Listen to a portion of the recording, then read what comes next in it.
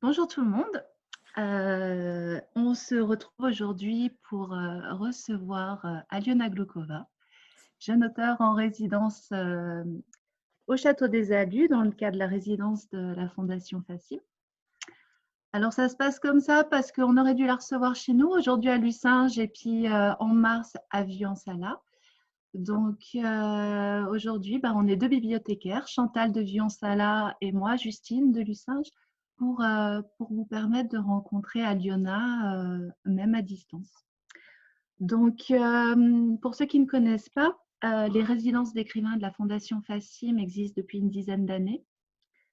Et cela permet en fait la rencontre d'un auteur avec un territoire et en le mettant dans un espace qui est non familier pour lui. Donc pendant 3 mois, cette personne va rencontrer des gens, faire des ateliers, des cafés littéraires dans les bibliothèques ou ailleurs pour parler de son travail et puis aussi pour écrire. Cette résidence s'inscrit aussi dans une autre manifestation plus importante qui sont les rencontres littéraires de la Fondation Fascine qui se déroulent chaque année. Donc cette année, ça aurait dû se passer en juin, mais vu la situation actuelle, eh bien, ce sera repoussé en septembre, les 11 et 12 septembre à Chamonix. Aliona y sera, ainsi que d'autres auteurs qui seront invités pendant 3 jours autour de tables rondes, de promenades littéraires, concerts, projections et plein d'autres choses qui vous seront dévoilées tout bientôt par la Fascine. Alors, je vais faire une toute petite présentation d'Aliona. Je pense qu'elle sera bien plus à même de le faire pour elle. Donc, Aliona est une auteure née à Minsk, en Biélorussie.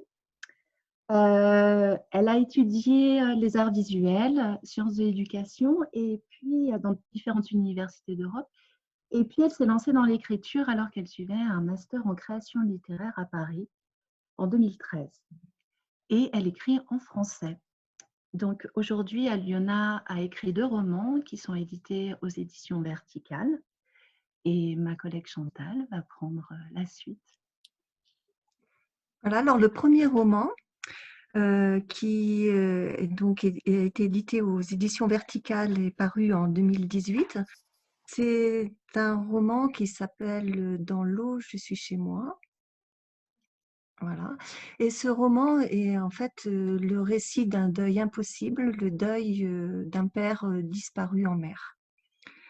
Le deuxième roman, De l'autre côté de la peau, édité aussi chez Vertical et qui est sorti en février 2020. Donc, dans ce deuxième roman, la narratrice écrit sur Anna. Anna, qui est une étudiante portugaise qui est en quête de compréhension de l'univers d'un poète russe qui s'appelle Gennady Gor. Je sais pas si. Hop. Ouais, c'est tout à Et fait ça. voilà, là, tu peux peut-être enlever l'écran. Gennady Gor, qui est un poète russe qui a écrit pendant le siège de Leningrad un recueil de poésie qui s'appelle Blocus. Et l'étudiante portugaise Anna essaye de comprendre au mieux ce poète russe. Et cette quête va devenir en fait aussi la quête de la narratrice. Et c'est une quête qui devient intime au fil du roman et qui dépasse les frontières de l'individu et du temps. Dans ces 2 romans, nous avons la présence d'un élément essentiel qui est l'eau. Et c'est tout au long du roman de l'autre côté de la peau, du début jusqu'à la fin, cet élément est là. Et ça m'a fait penser à, à l'encre dans l'écriture.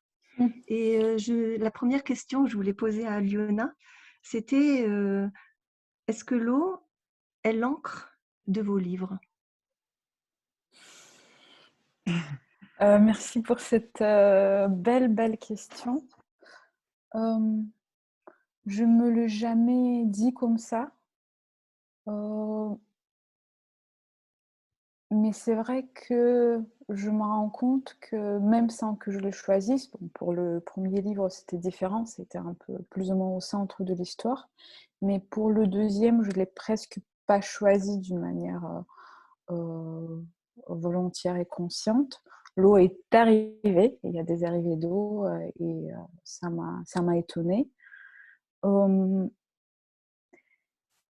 mais c'est vrai que tant que j'y pense, j'ai l'impression que même ma façon d'écrire, qui est très intuitive, c'est une façon un peu aquatique. Ça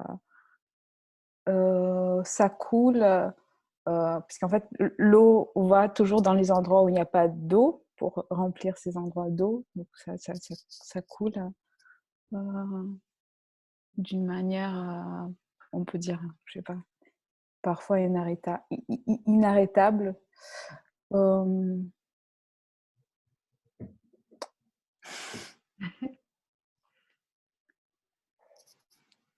Est-ce que je peux me permettre de lire un petit extrait pour illustrer la question de Chantal? mm, mm, Je ne bien veux pas vous sûr, couper, Aliona, vous me dites. bien sûr, bien sûr. Alors, un extrait, bien sûr, de l'autre côté de la peau. Vous écrivez: La pluie a rempli mes poches. Je crois qu'être complètement mouillé permet de devenir perméable, être à l'écoute des autres, y compris des objets. Quand il pleut, je pense à l'eau qu'Anna accumule à l'intérieur d'elle, cette eau qui gèle sous des températures négatives. Je me sens Anna quand j'ai l'image d'un mot et que ce mot ne vient pas. Anna prend ma place, silencieuse, robe longue près du corps, comme sur la photo dans un article consacré à sa recherche. Il y a des gens consistants, écrit Anna, des gens qui savent ce qu'ils vont être le lendemain. Pour Anna, rien n'est acquis. Elle se demande si le monde ne s'écroule pas quand elle dort. Comment savoir si on reste la même personne aujourd'hui et si les autres ne sont pas devenus des étrangers? Mm. Et oui, il y a ça renvoie à ce que vous disiez, que cette eau, elle va partout, là où elle s'étale tout le long, et donc elle remplit votre personnage de tous les pores, j'ai envie de dire. Oui, c'est vrai qu'il y a deux notions justement dans l'eau qui finalement font partie aussi de, on peut dire, mon éthique d'écriture. C'est ce qui m'intéresse, c'est l'étanchéité, en fait, d'être vraiment étanche et perméable au monde autour, aux autres. C'est un peu ça l'idée de l'empathie, d'être capable d'accueillir. Et il y a aussi cette notion de fluidité, en fait. Comme je ne perçois pas du tout l'identité comme quelque chose stable et délimité qui se décide d'un coup et pour toujours. Et cette fluidité des personnages, ça m'intéresse aussi beaucoup. Justement, on peut se réveiller le matin et se dire qui je suis et choisir d'être quelqu'un d'autre pour ensuite être quelqu'un d'autre en restant tout étanche au monde autour, aux gens autour. Alors, ce que vous dites là, en fait, ça me fait penser dans votre roman, en fait, les personnages veulent absolument, pour comprendre les autres, ils veulent devenir l'autre. Pour comprendre la fin, faut être la fin. Pour comprendre Gore, il faut être Gore. Pour comprendre Anna, il faut être Anna. Enfin, il y a cette perméabilité justement entre les personnages. Il y a un passage des frontières entre, avec l'écriture. Et puis dans la recherche de vos personnages, il y a cette volonté de passer les frontières pour être l'autre, pour traduire au mieux en fait ce qu'ils ont écrit ou ce qu'ils éprouvent. Euh, donc voilà, en fait l'eau est encore là quoi dans Oui. ce passage de frontières. Mm. Oui, c'est comme s'il s'agissait de l'empathie extrême, on se met vraiment de l'autre côté de la peau, dans la peau de l'autre. Mais justement, en fait, l'eau, quand elle dépasse les frontières, bien sûr, il y a parfois un flux qui est plus puissant, mais elle n'a pas besoin de casser la frontière pour la traverser. En fait, c'est un peu sa façon Mhm. naturelle de bouger et d'avancer. Et je pense que c'est ça qui m'intéresse même dans cette démarche de l'empathie, euh, traverser cette frontière entre moi et l'autre, ou moi et le monde, mais sans forcément détruire l'autre par cette démarche. Sans détruire l'autre, mais euh, est-ce que justement, c'est pas sans détruire l'autre, mais est-ce que c'est pas destructeur de la personne? Anna, on vient à se faire, à se mutiler quand même. Mm. Il y a quand même, dans cette volonté de compréhension de l'autre, de vouloir, oui, être l'autre, il y a, on est à la limite de la folie parfois, Mm. non? C'est vrai qu'il y a Anna passe juste à côté de la folie. Après, il y a toute une perception pour elle de ce qu'on peut appeler la connaissance ou l'accès à la connaissance, parce qu'elle le fait en étant fragile et en renforçant cette fragilité, en se mettant en danger et elle le fait à travers la douleur. Pour elle, ça peut, à un moment donné, devenir destructrice. Et après, ce qui m'a intéressée aussi, c'est avoir plusieurs, peut-être, couches possibles, plusieurs niveaux de compréhension possibles. Il peut s'agir de la folie, mais il peut s'agir d'une pratique presque d'une sorcière, un Mhm. accès au savoir qui n'est pas accessible autrement. Euh, et justement, il y a un moment un moment de destruction ou de transformation de soi par la douleur qui arrive. Mais ensuite, j'ai l'impression, dans le cas d'Anna, c'est ça ce que je peux comprendre d'elle ou entendre d'elle, ça lui permet aussi d'aller ailleurs, en fait. C'est pas une Mhm. destruction pour se détruire, c'est comme une opération obligatoire pour se transformer et aller de l'autre côté, sans savoir qu'est-ce que se trouve là. D'ailleurs, quand vous parlez de Gore, justement, de l'écriture de Blocus, vous dites que son travail d'écriture, hein, qui est un dépassement du temps et de l'espace, son Mm. processus d'écriture, c'est une opération de survie face Mm. justement à la destruction qui s'opère tout autour de lui et à laquelle il ne peut pas faire grand-chose, un peu comme Anna ne peut pas faire grand-chose face à ce qui lui est arrivé. Oui, il y a, il y a, ouais, il y a ça aussi, en fait. C'est comme bon, dans le cas de Gore, justement, Le Monde, à l'époque où il écrivait, à l'époque de Blocus, était déjà tellement destructeur qu'il fallait presque, je sais pas, s'arranger corporellement et au niveau de la langue pour exister dans ce monde-là et rester vivant. Mais justement, comme le monde était destructeur, il s'agissait quand même de vraiment de faire une opération de transformation de soi et de la langue euh, pour pouvoir survivre. Et dans le cas d'Anna qui travaille sur Gore, pour elle, en fait, pareil, c'est un peu deux opérations qui se jouent. D'un côté, c'est une recherche. Et dans cette recherche, elle se dit qu'il faut mettre à la place de l'autre qui est à moitié détruit et dans sa langue détruite. Mais aussi, pour elle, c'est sa façon de traverser la période qui est aussi compliquée pour elle. Il s'agit d'avoir perdu quelqu'un de cher dans sa vie. Et quand il s'agit des moments comme ça, de perte, une façon de survivre, c'est une façon pour survivre, il s'agit d'une transformation radicale qui peut passer aussi par des moments de douleur. Oui. Un peu comme une mue, quelque chose qui va se métamorphoser. C'est ça, c'est un peu une... Ouais, il s'agit vraiment d'une métamorphose.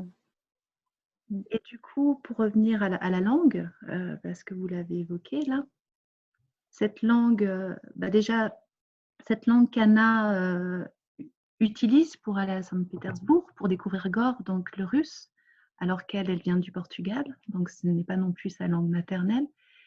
Et donc, et vous, du coup, qui venez de Biélorussie et qui écrivez depuis longtemps en français, je sais qu'on vous a déjà interrogé plein de fois sur ça, mais bon, ça serait dommage de passer à côté.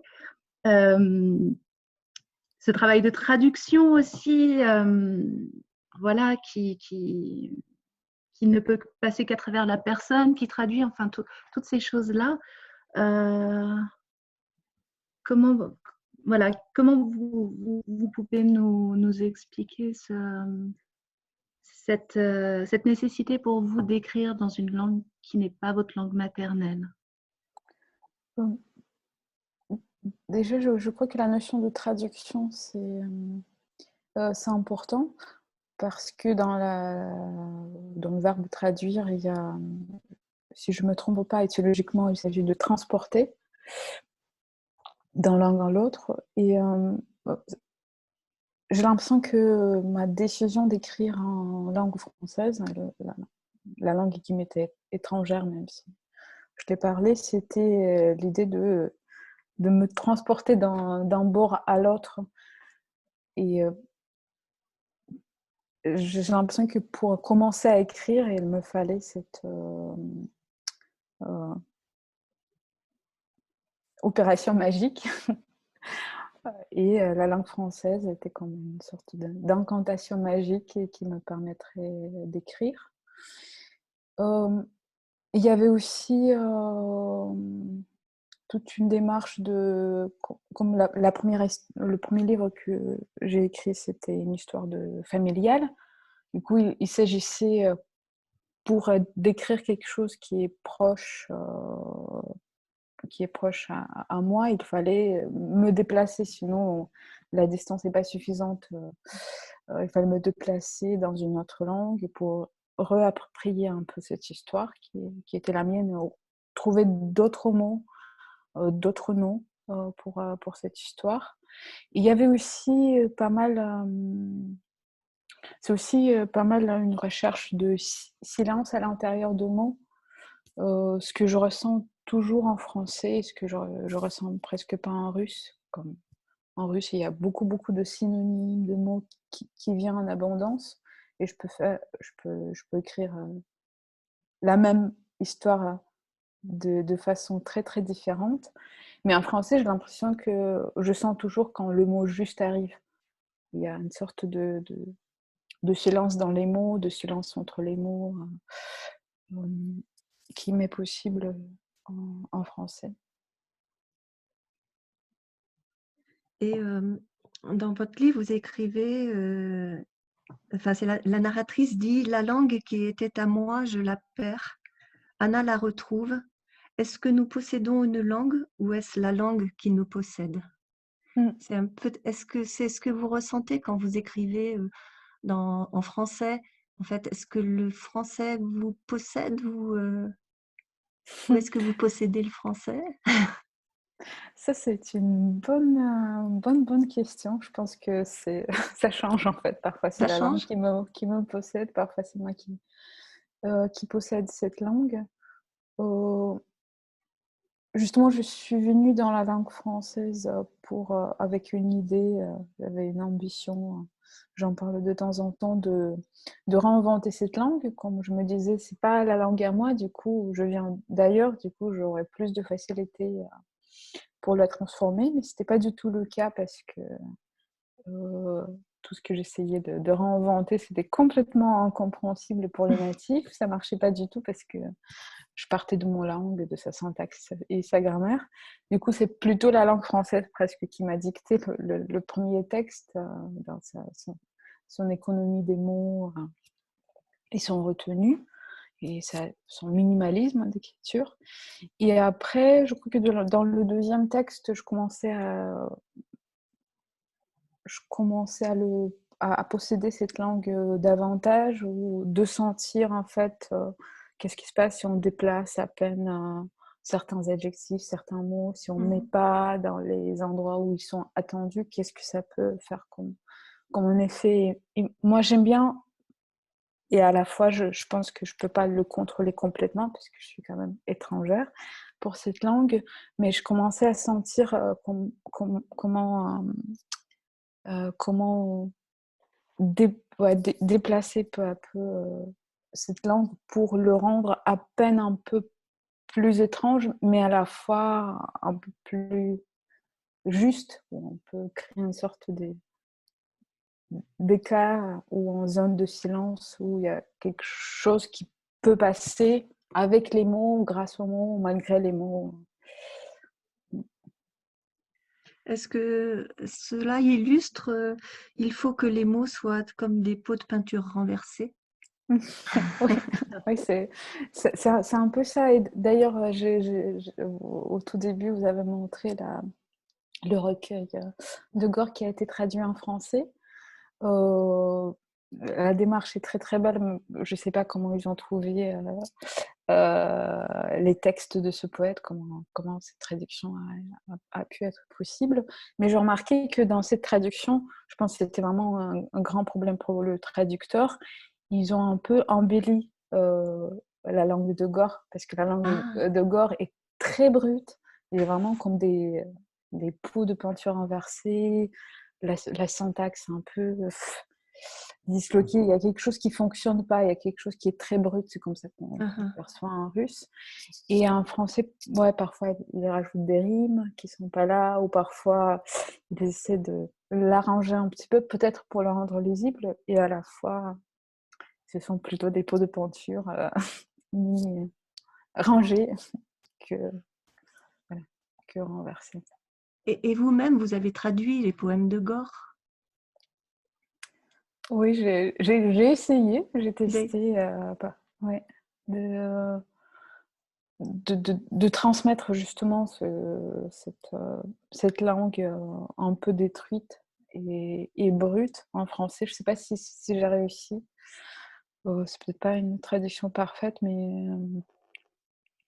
ouais, ça m'a beaucoup intéressée en fait. Comment est-ce qu'on peut rendre cette impression de la langue qui se crée, qui essaie de correspondre à la réalité troublante et horrifiante et à moitié détruite, comment faire transmettre cette langue très rude, très déplacée. En français, en plus, en français, je m'en compte, c'est davantage plus difficile. Vous C'est une langue un auriez, peu plus classique, je sais pas, plus arrangée.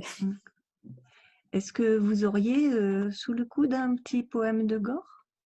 Non? Est-ce que j'ai... Ouais, ce serait peut-être pas sous le coude. Je les ai Non, dans mais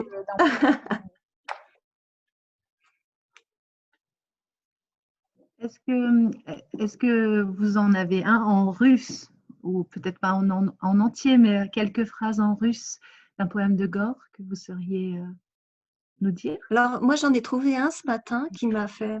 C'est tout court, hein, et juste parce que ça m'a interpellée.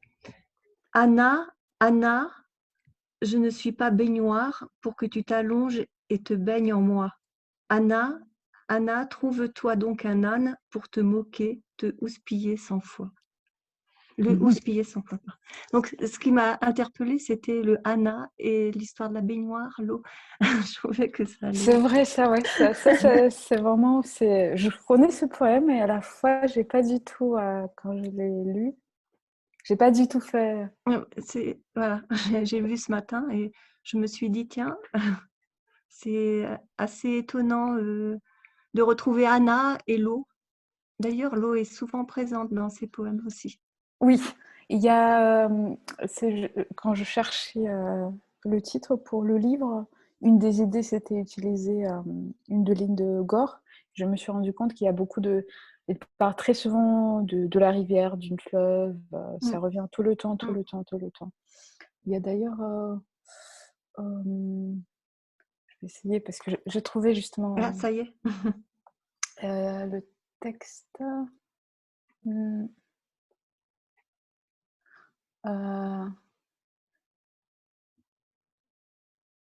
Je le lis en russe, en fait. Ouais. Здесь лошадь смеялась, и время скакало. Река входила в дома. Здесь папа был мамой, а мама мычала. Вдруг дворник выходит, налево идет. Дрова он несет. Он время толкает ногой, он годы пинает, и спящих бросает в окно. Мужчины сидят, и мыло едят, и Невскую воду пьют, заедая травою. И девушка мочится стоя, там, где недавно гуляла, там, где ходит пустая весна, там, где бродит весна. Et dans ce poème, il y a une ligne que j'aime beaucoup. Il dit « La rivière rentrait à la maison ». C'est tout, qui passe partout. Et à un moment donné, je voulais même donner ce titre-là au livre.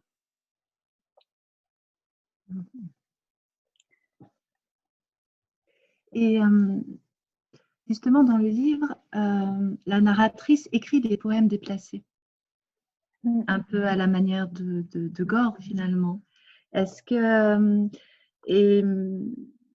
ces poèmes déplacés, moi, ça m'a fait penser aux fameuses consignes que vous avez mis en place dans l'atelier d'écriture qui a débuté la semaine dernière, auquel Chantal et moi, mais bon, j'ai pas encore été très assidue, nous sommes inscrites.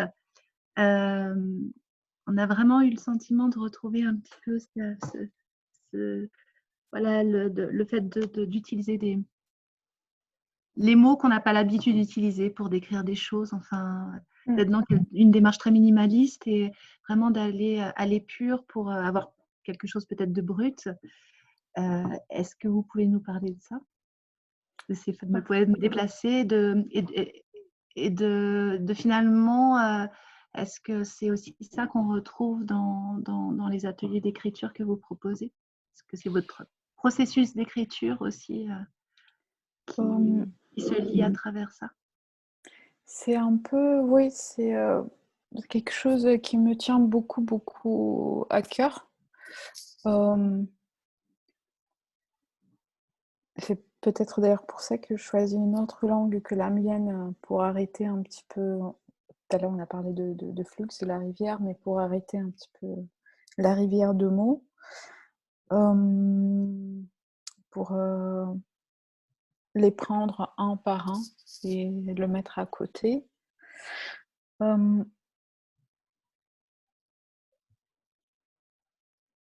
C'est vrai que en fait, j'ai l'impression que très souvent, quand on réfléchit à l'écriture ou on l'enseigne, on pense plutôt aux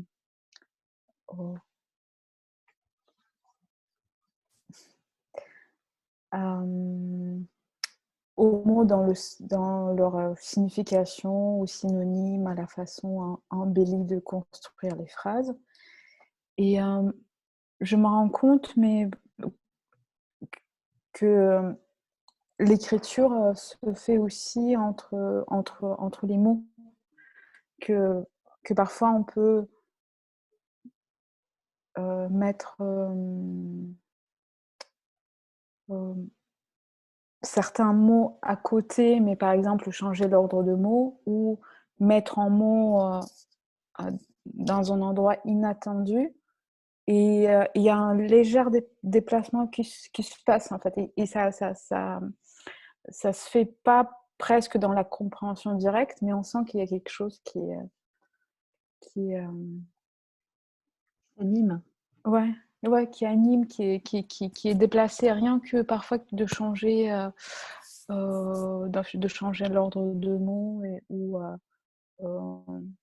parfois, ce qui m'intéresse parfois aussi, mais c'est plutôt au niveau des phrases que ça peut se gérer. On peut écrire par exemple une histoire, et ensuite il y a le début, le milieu, la fin, il y a toute la suite des idées, et ensuite on peut enlever certaines phrases à l'intérieur, comme ça on arrive d'une pensée, d'un événement à l'autre sans voir le passage, et on sent que ces deux événements, ces deux idées, ces deux images sont liées, mais c'est à nous de faire ce lien, c'est à nous de faire ce déplacement. Et justement, pour moi, c'est important en fait de laisser une zone de silence, en zone vide pour le lecteur, pour qu'il puisse faire ce déplacement et trouver un peu sa signification, sans que tout lui soit soufflé. Mhm. Vous écrivez justement de l'autre côté de la peau, à un moment donné, que la succession des mots remplace les mouvements du corps devenus impossibles. Mm. Donc l'écriture, en fait, est là pour animer finalement ce corps qui a du mal à se mouvoir de lui-même. Ouais, c'est un peu... Ouais. Il y a un peu de ça. Oui, il y a un peu de ça, comme pour, pour moi, je crois que le fait de nommer certaines choses est corporel. Je sens dans le corps quand je trouvais un mot qui correspond, qui est juste. Et pareil, le fait parfois de trouver les mots qui correspondent, ça peut... je peux le corps peut être à nouveau mis en mouvement par un mot juste. Il y a, c'est, ouais, c'est comme, comme une façon de vivre le monde ou survivre dans le monde, de trouver les mots qui peuvent le retenir ou tenir, ou l'exprimer. Ce mot. Je trouve qu'on sent dans votre écriture justement une recherche dans ce décalage entre le mot et les mots et la réalité, de toujours être au plus près de la réalité, mais il faut devenir cette réalité pour pouvoir l'exprimer. Mais il y a aussi un moment où vous écrivez: les mots sont une matière et cette matière est épuisable. Alors ça m'a beaucoup interrogée. Mm. Pourquoi la matière des mots, enfin pourquoi les mots sont une matière épuisable? C'est Anna, hein, qui écrit ça dans son journal intime. Elle dit qu'elle a utilisé trop de mots. Oh, et c'est justement pour ça qu'à un moment donné, elle se consacre à la recherche d'un poète russe et qu'elle fait des traductions. Je crois que c'est peut-être quelque chose qui m'a été propre à moi quand j'ai écrit le premier livre. Justement, en fait, j'ai senti que dans la langue russe, j'ai utilisé tous les mots possibles pour cette histoire. Mmh. Et ça s'est épuisé, en fait. Les mots ne disent plus rien. Ils sont super utilisés. Il n'y a plus de sens derrière. Ils sont plus justes. C'est pour ça que je commençais à écrire en français. Et j'ai l'impression que pour Anna, c'est un peu ça. Les mots de sa langue sont...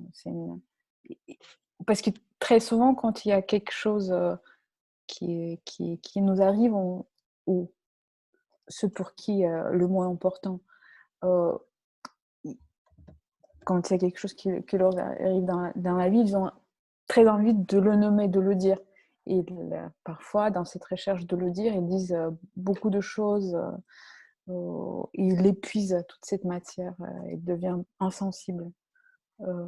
Et il s'agit parfois de passer à une autre langue pour,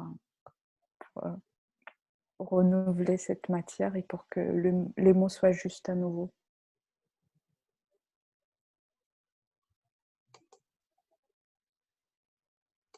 Ok. Pour revenir un petit peu à la poésie, dans le roman, vous vous dites que la poésie est là pour nous sauver. Et vous écrivez que la poésie est là pour... enfin, Anna l'écrit dans son journal intime. La poésie qui ne veut pas sauver ne m'intéresse pas. Et c'est important pour vous que du coup la vie se nomme avec la poésie, justement. Oui, c'est important pour moi. Parfois, ça m'arrive de me lever le matin et de ne pas savoir où je suis, me sentir un petit peu perdue. Et je passe parfois du temps pour trouver les textes. Très souvent, ça passe quand même par la poésie. Je cherche un petit peu un texte poétique qui peut me permettre de me situer le matin même et de voir où je suis. Et j'ai l'impression que ça peut aussi être voilà, les moments plus durs, plus durs où la poésie euh, peut carrément parler à nos blessures et presque redonner la vie. Je vais me permettre de partager une photo. Une photo de... Attendez, il faut que j'y arrive. Alors, c'est une photo d'un ami photographe à vous qui s'appelle Jeff Bonifacino. Il est vrai que on aurait dû exposer ces photos pour votre venue, justement, une petite série qu'il avait accepté de nous prêter. Et c'est vrai que quand j'ai découvert votre travail, votre univers, il y avait beaucoup de photographies. J'avais beaucoup de photographies dans la tête. C'était très... que ce soit dans votre premier roman ou même dans de l'autre côté de la peau. Et en allant sur votre site, que j'invite les gens à découvrir parce qu'il est très beau, il est très riche, on découvre vraiment bien votre univers. La photo est omniprésente. Et je vous avais, je crois, questionné il y a quelque temps en arrière sur ce rapport que vous aviez avec. Est-ce que vous pourriez nous en parler? Est-ce qu'elle est un... Vous parliez justement, voilà, le matin, vous vous réveillez, des fois, vous ne savez pas où vous êtes. Donc, j'ai choisi une photo avec la rosée du matin. Et voilà, si par exemple, vous sortez là, dans le jardin du château des Alus et que c'est le matin et que vous tombez sur un feuillage avec, je pense, une petite toile d'araignée qui retient la rosée. Euh, est-ce que ce genre d'image va vous entraîner justement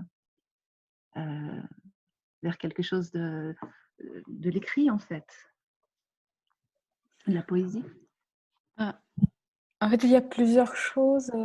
Je pense qu'il y a toujours des allers-retours. Déjà, quand j'écris, très souvent, j'agis par des images. Il y a des images qui me viennent avec les couleurs, les lumières, des rues vides. Et j'essaie de capter ces images avec les mots. Il y avait aussi d'autres choses, je me rappelle, je le faisais d'une manière pas complètement consciente quand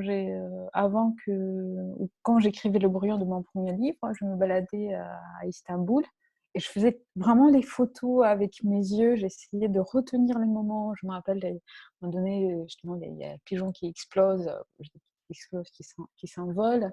C'est un moment que j'ai vécu. Il y a un moment une mosquée. Je me retrouve au Carrefour. Il y a plusieurs bruits qui se rencontrent. C'est aussi une photographie sonore et les lumières, les couleurs. Je le retiens et après, je le réutilise dans mon écriture. Je pioche aussi dans ces images. Et c'est vrai que là, de me retrouver en plan nature pendant 3 mois, c'est peut-être la première fois dans ma vie que ça m'arrive. En plus, là, c'est juste... c'est magnifique. Là où je suis, ça m'arrive parfois de juste m'arrêter et de passer un long moment à regarder des choses. Il y a quelques jours, quand il y avait il y avait du vin très, très fort et l'herbe très haute. Et j'ai vu un cerisier et cette herbe qui se déplaçait avec le vent, avec la lumière de soir, avec le soleil qui commençait à descendre, avec cette belle lumière, ce déplacement de l'herbe très très très lent, avec ce cerisier.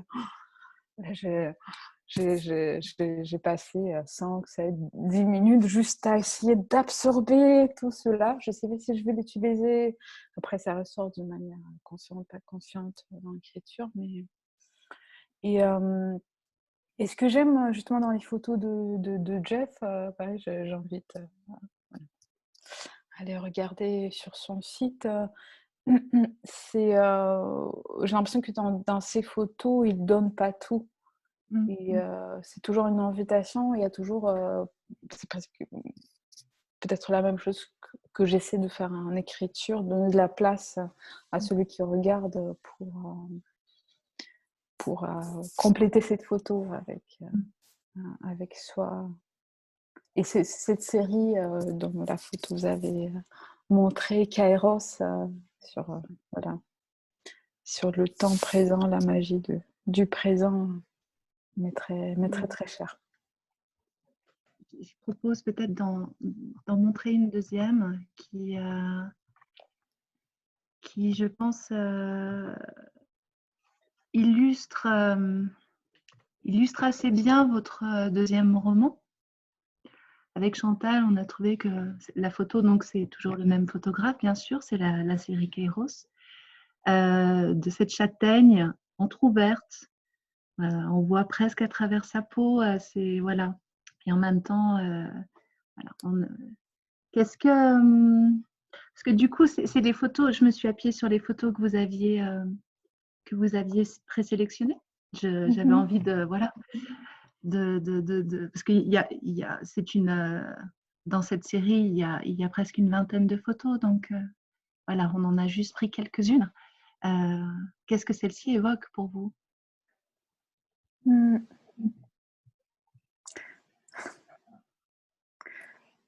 Ce que j'aime beaucoup dans ces séries, cette photo, qu'il y a toujours plusieurs temps de regard. Le premier regard, on découvre un peu la photo, et il y a d'autres choses qui apparaissent quand on regarde plus longuement, et il y a aussi une sorte de profondeur.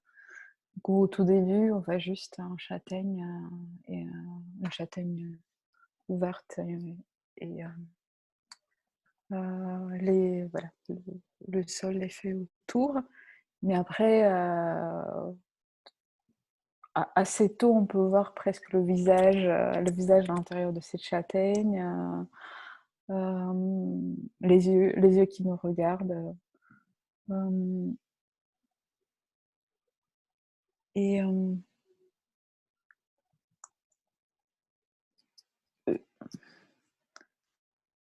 j'ai l'impression que la notion... j'avoue que j'ai jamais vu cette photo-là comme celle qui peut être rattachée à mon texte, mais je pense que cette démarche-là d'aller de l'autre côté de la peau, d'aller regarder, c'est une démarche de regard qui propose Jeff dans ses photos. Il faut toujours aller plus loin et après retrouver un visage dans une châtaigne et après peut-être retrouver d'autres choses en allant en profondeur et en se plongeant un petit peu dans la photo. Ça me fait penser aux chuchoteuses dans votre livre qui disent à Anna, nos itinéraires sont inscrits de l'autre côté de la peau. Et cette châtaigne, avec Justine, on trouvait justement que ça illustrait vraiment de l'autre côté de la peau. Oui, oui, justement, ouais. Il y a... Et à Mm. propos de ces chuchoteuses, qui sont ces chuchoteuses? Est-ce que ce sont des personnages que vous avez imaginés ou c'est vraiment des personnes qui existent? Ce sont des personnes qui existent, c'est une pratique qui est peut-être disparaissante aujourd'hui, mais qui existe toujours quand même en Biélorussie, vers le sud du pays. Les femmes qui soignent les maux et les malheurs en chuchotant. C'est une pratique un peu peut-être qui a des origines païennes aussi.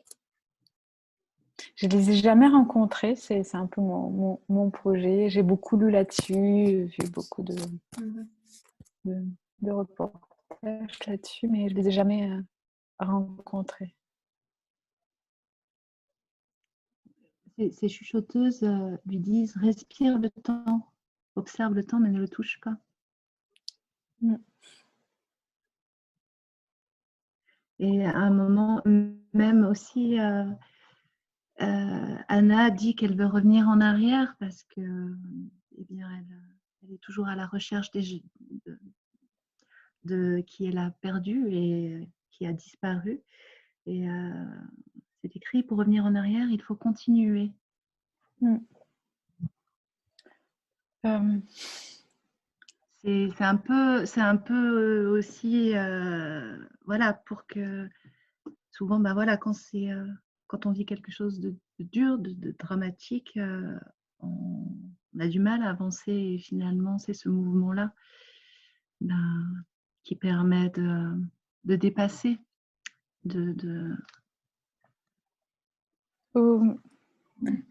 Je crois qu'il y a plusieurs aspects, justement, un aspect quand on vit un aspect plutôt psychologique presque, quand on vit quelque chose de douloureux, on a la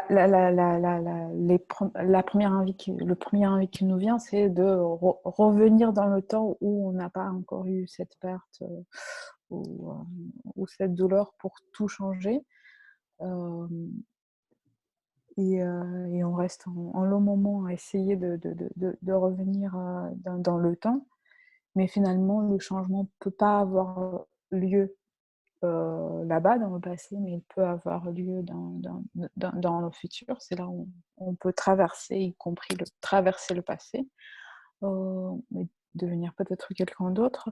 Et il y a aussi presque une éthique magique, parce que dans le sens que on peut peut-être accéder au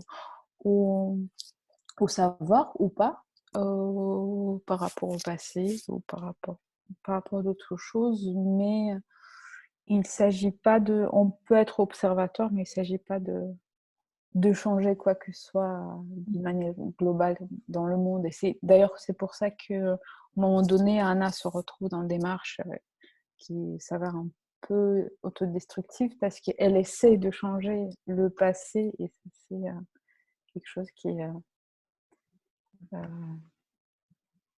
est potentiellement dangereuse. Mhm. On sent Anna en effet qui veut maîtriser le temps, qui voudrait ralentir le temps, qui voudrait revenir en arrière. Mais en fait, est-ce que dans l'écriture, ce n'est pas ce que vous recherchez, enfin ce que tout le monde recherche dans l'écriture? Est-ce que c'est pas une recherche de la maîtrise du temps justement, l'écriture? Ouais, c'est vrai qu'il y a quand même une pratique un peu magique là-dedans, en plus une ambition de re-raconter une histoire, de le rechanger, recomposer, réarranger un peu le temps autrement. Mais ouais, en criant presque en notre temps, parce que même quand on raconte et réarrange l'histoire qui a eu lieu avant, le temps pour le lecteur et serait le temps ça se passera dans le futur. Mm. Je vais me permettre de partager encore une petite photo pour illustrer ou pas un peu ce que vous venez de dire justement sur. Alors c'est celle-ci, donc que certains connaissent bien parce que donc toujours le même artiste photographe et donc cette photo illustre la première de couverture de votre premier roman et en fait on est dans cette voiture. Alors quand j'ai vu cette photo et quand on lit votre premier roman, on a l'impression d'être à l'arrière de la voiture donc du père dans ce premier roman avec les 3 enfants à l'arrière et puis donc on imagine que ce sont les enfants qui font ces bulles de savon. Donc en fait on avance mais on a quand même ce rétroviseur qui toujours nous renvoie à l'arrière. On a quand même, voilà, le passé est là mais il y a quelque chose, mais on va droit devant, il y a quelque chose de joyeux et puis il y a aussi l'enfance à travers ces bulles de savon et ce petit ours accroché au rétroviseur. Voilà, je fais ma propre interprétation. J'aime beaucoup, j'aime beaucoup. C'est très juste, même si effectivement, j'ai pas pensé à ça parce qu'il y a plein de choses que je fais d'une manière intuitive. Je me suis même pas rendu compte qu'il s'agissait qu'on aurait pu faire le retachement entre la voiture dans le livre et celle-ci. Oui, c'est vrai que ça m'a beaucoup marqué dans votre premier roman, ces photographies dans la lecture. Donc, j'aurais pu faire des plans séquences, je pense, Ah à partir du premier roman. Et donc, voilà, je voyais très bien cette voiture dans les années 80 à Minsk, comme les barres d'immeubles, enfin, voilà, certaines choses. Et c'est vrai que cette photographie que je trouve très, très belle, voilà, était très parlante. Il y a aussi ces bulles de savon, comme dans le livre, il y a des bulles de souvenirs qui viennent, ou les bulles de vie potentielle. Moi, c'était Oui, parce que aussi de l'autre côté de la peau, vous avancez. euh, il y a un petit chapitre, c'est le deuxième chapitre que j'aime beaucoup, où vous êtes, enfin, pardon, pas où vous êtes, mais où Anna est petite fille. Est-ce que je peux faire une petite lecture? Oui, bien sûr. Oui, oui. Il n'est pas très long le chapitre, mais voilà. Anna marche au bord de l'eau. Elle n'a pas enlevé ses chaussures. Ses chaussettes sont mouillées. Elle regarde la mer et compte dans sa tête. Compter, c'est comme se raconter des histoires. Elle mélange les chiffres. Mais personne ne le sait. 140 vient après 129, 129 après 120. 120 moules dans le lavabo de sa grand-mère. Elle a entendu les murmures des coquilles. Les moules respiraient, ouvraient de petites bouches. Les moules étaient un seul et même organisme. 129 petits poissons, bleu argile. Elle les a vus l'autre jour dans l'eau, sur une plage de rochers. Elle s'est approchée pour les toucher. Les poissons n'avaient pas peur. 140, c'est le nombre de coups quand des tempêtes éclatent. Anna est dans le jardin de sa grand-mère à Nazaré. Ça s'agite de tous côtés. Elle regarde la maison bouger. À l'intérieur, les objets tremblent. Ils ont leur propre vie et il faut les protéger, comme les moules. Grodza, c'est son premier mot en russe. Grodza, dit Alicia, sa voisine. Et Anna le répète. Ça signifie le vent et la pluie à la fois. Quand Anna mord une pomme, elle sent le cœur des pépins qui bat très fort. Elle sort des pierres de sa poche, une par une, et les observe. Anna sait voir des choses. Elle a le droit, elle a encore 7 ans. À 7 ans, c'est permis. Merci. Et j'adore. Bon.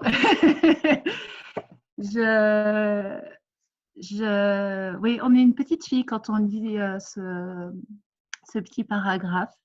Et donc, dans votre roman, vous avancez. Donc là, on est vraiment aux premières pages.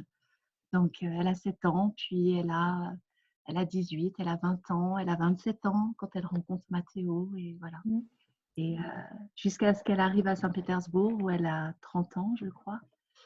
Donc voilà, on chemine à travers les différents âges de sa vie. Et j'aime beaucoup aussi quand vous écrivez, Anna voit des choses, elle a le droit.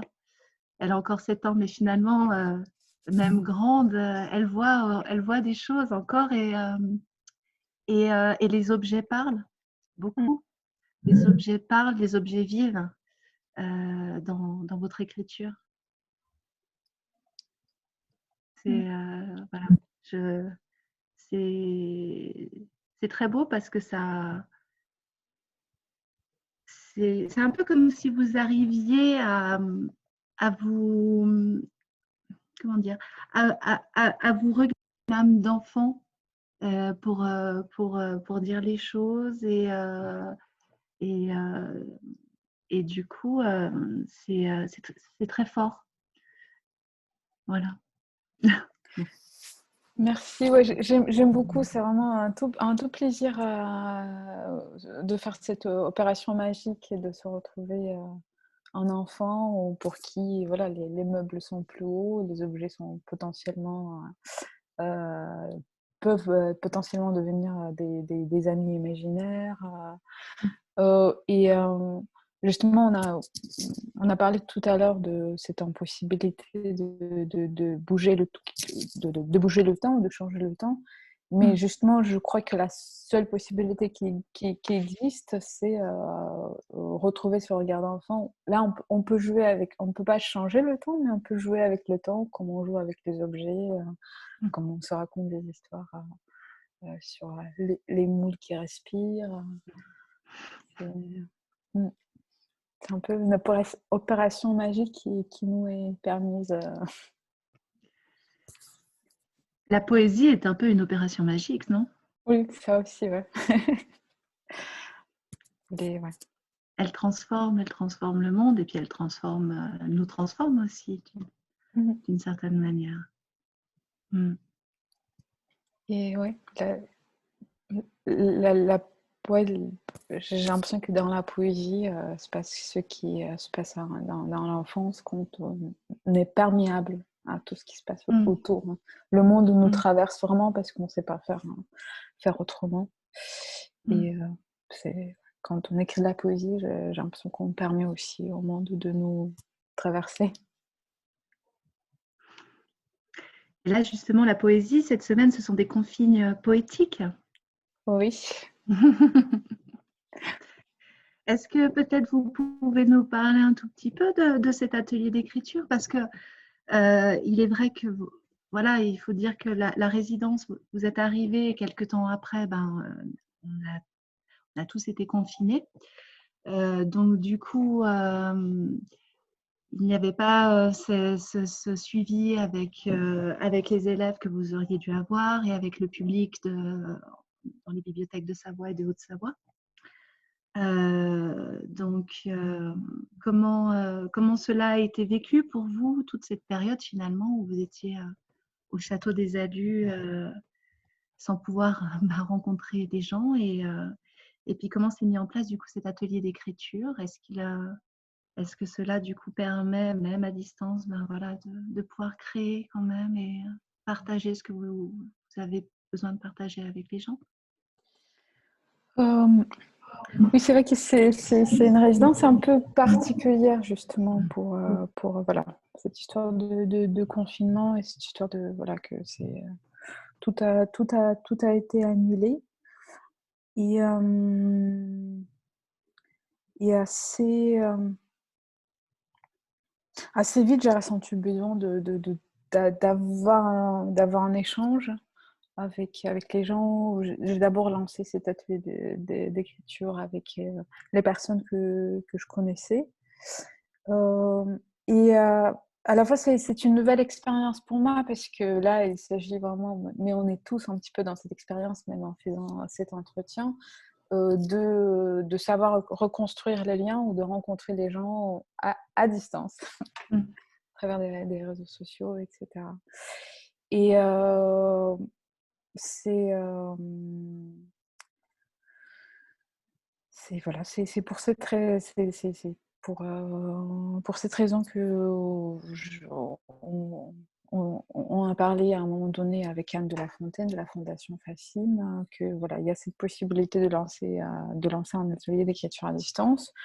C'est la première fois que je le fais et c'est assez particulier parce qu'il faut apprendre à connaître les gens sans les voir, mais je me suis retrouvée avec voilà, 18 personnes dont vous faites partie, les bibliothécaires que je rencontre autrement. Et d'ailleurs, c'est une belle expérience parce que je rencontre ces gens à travers leurs textes. Il y a un autre rapport se construit, qui est aussi intéressant en fait.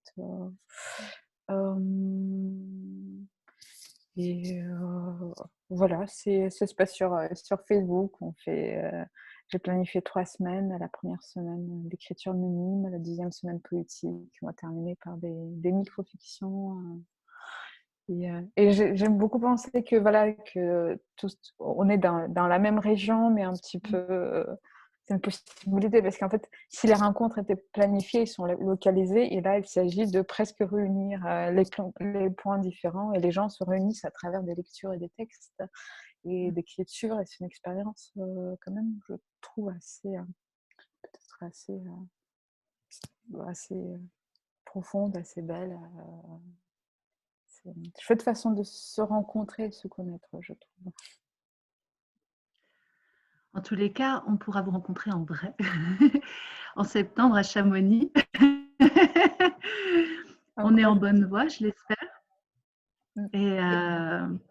Et ça, bon, à voir, mais c'est vrai que si on pouvait profiter de votre nouveau passage à l'automne pour peut-être réorganiser une rencontre, et ça serait chouette. Mais bon, voilà, on verra. Et On juste verra le temps. peut-être une dernière question. Est-ce que vous êtes à l'écriture d'un nouveau roman Oui, je suis venue en résidence en pensant que ça allait être plus mouvementé. Là, j'ai plus de temps. Du coup, je me suis pas mal lancée dans l'écriture du 3e livre, qui est un peu entre autofiction et presque une fausse théorie, c'est comme ça que je l'appelle.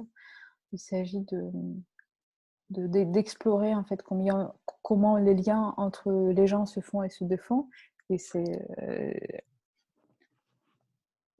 ça tombe un peu dans une période où justement les liens se font un peu différemment, comme ça à distance.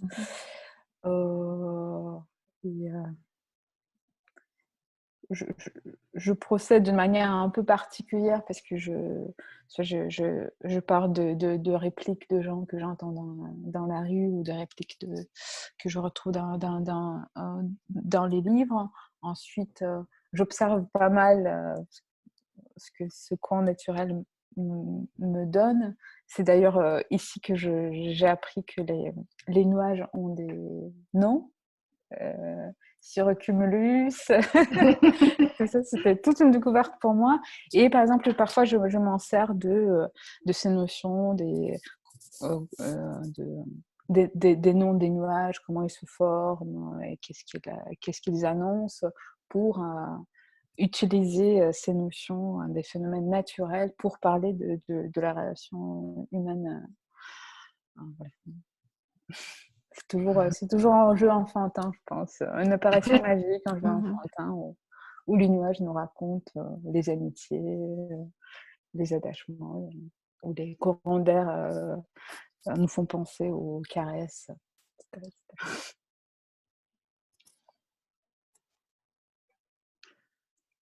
Je ne sais pas si ça fait déjà une petite heure qu'on parle, et je pense que c'est un bon temps pour pouvoir après le partager. Je ne sais pas, Chantal, si tu souhaites. Je voudrais une dédicace. Là, il faut vraiment voilà, il faut faire quelque chose, inventer quelque chose technologique. Là, je ne sais pas comment.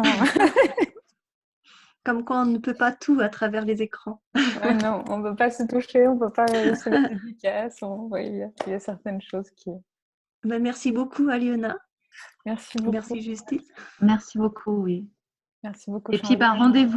rendez-vous en septembre à Chamonix, Oui, rendez-vous. au pied des cimes.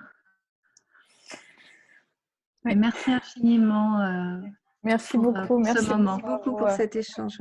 Ouais. Même à distance, j'ai senti votre présence. Et à bientôt. À très À bientôt. très bientôt. Bonne écriture. Merci beaucoup. Merci beaucoup. Au revoir. Au revoir.